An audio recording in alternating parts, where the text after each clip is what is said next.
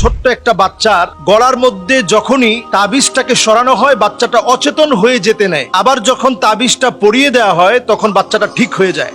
আসলে এর রহস্যটা কি? এই জাতীয় ঘটনা আমরা ইতিপূর্বে আমার চোখে এমনটা পড়ে নাই, হঠাৎ করে এই ভিডিওটা আমি দেখেছি। তো এই তাবিজের ভিতরে আসলে কি লিখে দেওয়া আছে এটা দেখা দরকার। অনেক সময় যা লেখা থাকে এটা আপনার জন্য বরং ক্ষতি করার জন্য লেখা থাকে। ওই দিন আমাকে একজন এনে দেখালো যে তার বোনের বিয়ে হচ্ছে না দীর্ঘদিন ধরে, তো খাটের মধ্যে একটা তাবিজ পাওয়া গিয়েছে।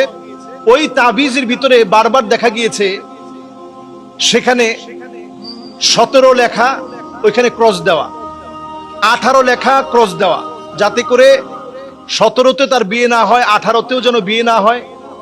এরপরে 20 দেওয়া, সেখানে ক্রস দেওয়া, 21 দেওয়া, সেখানে ক্রস দেওয়া।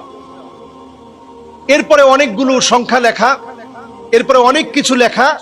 এরপরে লেখা কিতমির নামক কুকুরের কাছে প্রার্থনা করা, যে কিতমির নামক কুকুরের কাছে আমি আশ্রয় চাই, আমি যেন সুস্থ থাকতে পারি, আমি যেন তাকে যে জন্য তাবিজ করা হয়েছে সেজন্য অসুস্থ হয়, সেজন্য সুস্থ থাকতে না পারে, এজন্য সার্বিকভাবে সকল কিছু লেখা, এগুলো সংখ্যা দিয়ে দিয়ে লেখা।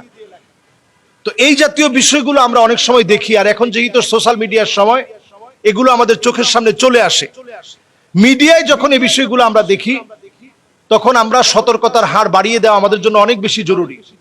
এজন্য আমি বলবো যে তাবিজ ছোট বাচ্চার গলায় পরিয়ে রেখেছে, আমরা অনেক সময় আমল না করে বরং তাবিজ ঝুলানোটাকে আমরা সহজ বলে মনে করি। একান্ত যে বাচ্চাগুলো পড়তে পারে না তার জন্য আপনি তাবিজ দিয়েছেন ভিন্ন বিষয়। মায়ের দায়িত্ব হচ্ছে আপনি পড়ে ফু দেন, সূরা ইখলাস পড়েন, ফালাক পড়েন, নাস পড়েন, আপনি পড়ে ফু দেন।